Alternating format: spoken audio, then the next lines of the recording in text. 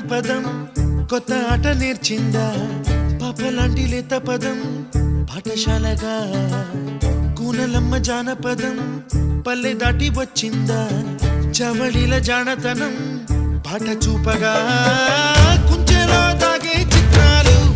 ఎదురొచ్చేలా అంత